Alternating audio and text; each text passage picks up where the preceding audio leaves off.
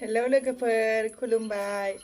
नोंथांमोनखौ आंनि S Brahma YouTube चेनेलाव आंनि गोसो गोरबोनिफ्राय बयखौबो आंनि अननाय आरो सिबिनायखौ नोंथांमोननो जासिहरग्रोनाय थाबाय लोगोफोर आसा खालामो नोंथांमोना आंनि बे एस ब्रह्म गोदान इउटुब चेनेलखौ बयबो सापर्ट खालामगोन होननानै मिजिंथिबाय लोगोफोर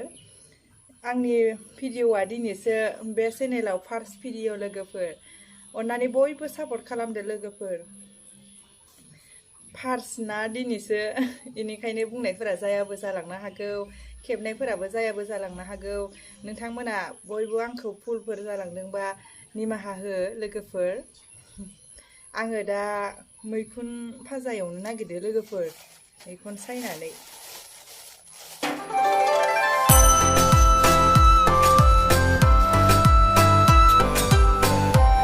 दहायो बायना लायदोंमोन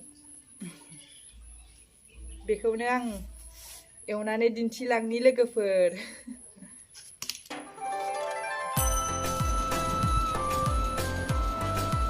नायनोसै लोगोफोर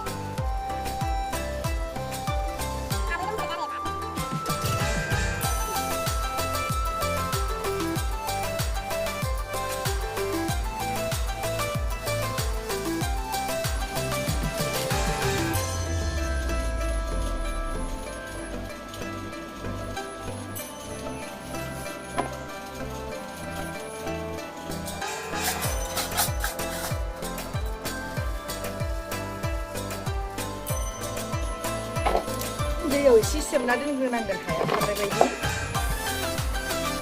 नङाबा मा हाजो जाथार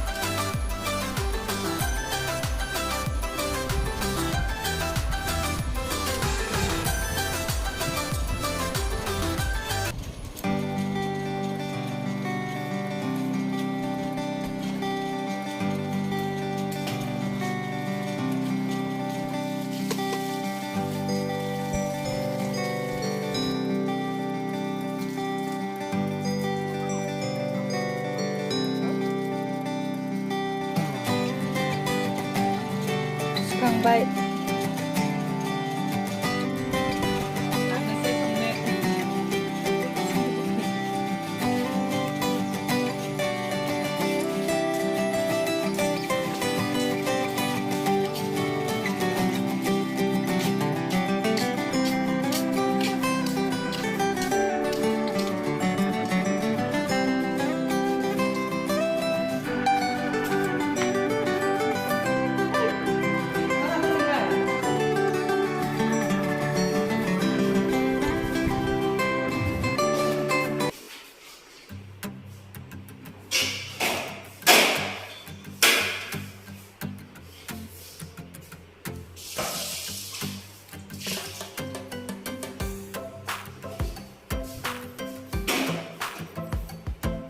मैखुन भाजा मैखुन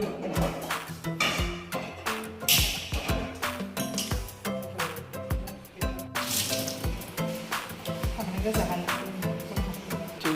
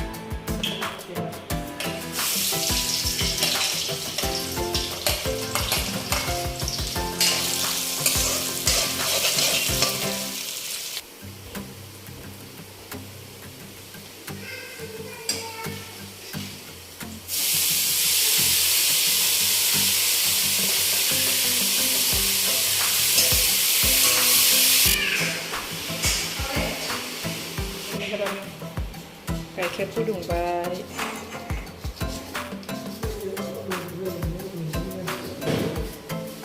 गारबा खोनायो मा दै ओंखारो मैखुना ओंखारग्रोथो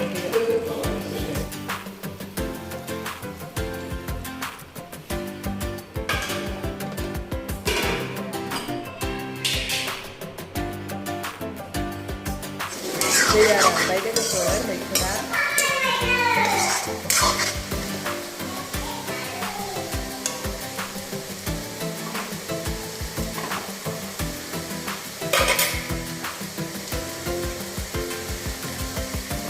रं होनोसै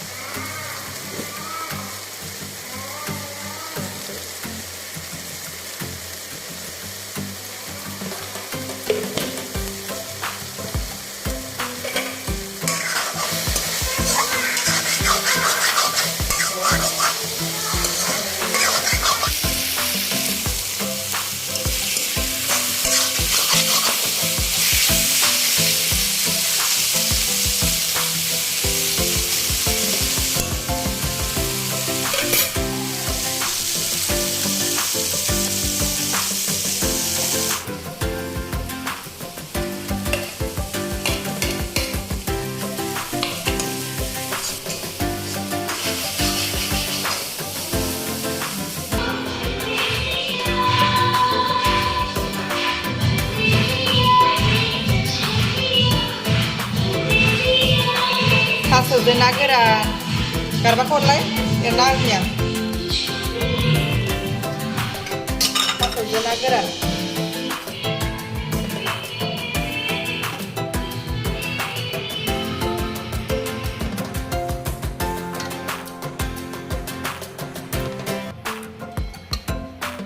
थास' बिबारजों ना गोरान बियो लोगोफोर जोबोद गोथाव जादो दहायनो अराव संखांबाय आं बेखौ गोबाव संनांगौ ना मैखुनाबो मोनबाय दानिया आं ओंखाम जानोसै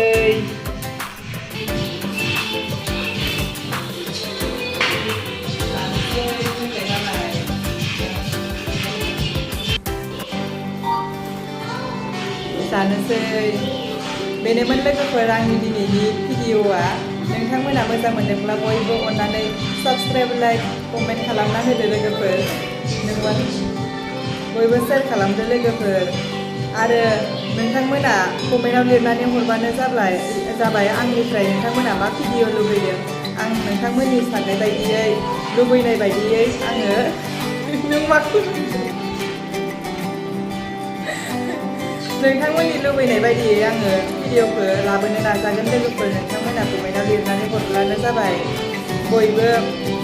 सापर्ट खालामनो लोगोफोर आंनि भिडिअखौ